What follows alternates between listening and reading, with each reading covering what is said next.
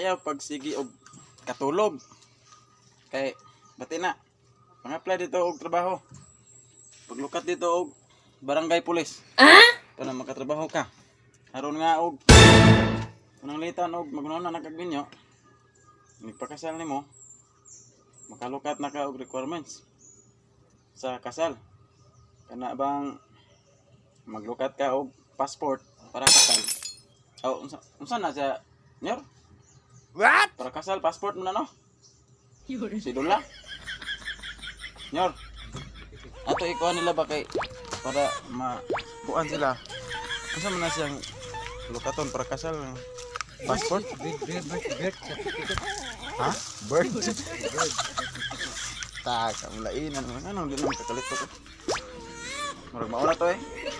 Panarbangaw sila, maglukat sila o sayo na kayo, barangay pulis. Wala, kasal, magalukat na